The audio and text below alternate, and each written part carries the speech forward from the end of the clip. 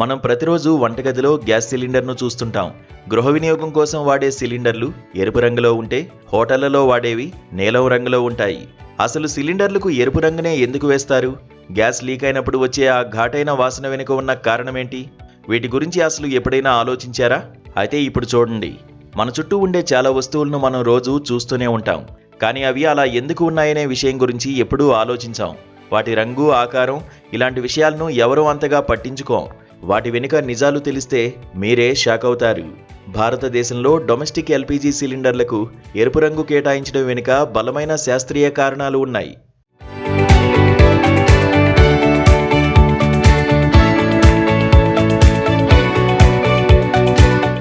రంగుల శాస్త్రం ప్రకారం ఎరుపు రంగు ప్రమాదానికి సంకేతం.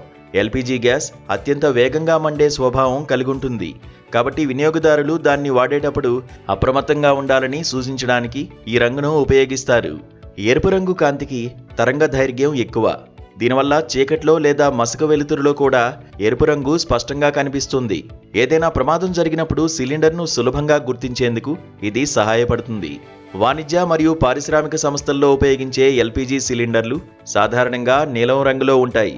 కానీ మళ్ళీ దానిపై సిగ్నల్ రెడ్ బ్యాండ్ ఉంటుంది. మార్కెట్లో రకరకాల గ్యాస్ సిలిండర్లు ఉంటాయి. ఉదాహరణకు బూడిద రంగులో కార్బన్ డయాక్సైడ్, నీలం రంగులో నైట్రస్ ఆక్సైడ్ ఉంటాయి.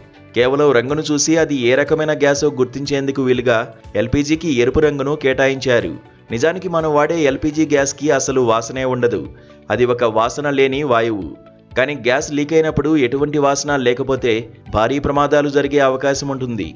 అందుకే భద్రతా కారణాల దృష్ట్యా గ్యాస్ తయారీ సమయంలో దానికి ఇథైల్ మెర్కాప్టాన్ అనే రసాయనాన్ని కలుపుతారు.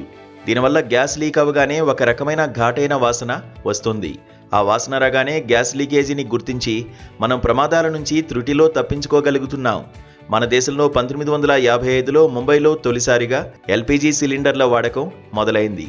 దేశవ్యాప్తంగా సామాన్యులకు కూడా గ్యాస్ సౌకర్యాన్ని కల్పించేందుకు కేంద్ర ప్రభుత్వం 2016లో ప్రధానమంత్రి ఉజ్వల యోజన పథకాన్ని ప్రారంభించి సబ్సిడీ ధరలకే సిలిండర్లను పంపిణీ చేస్తోంది.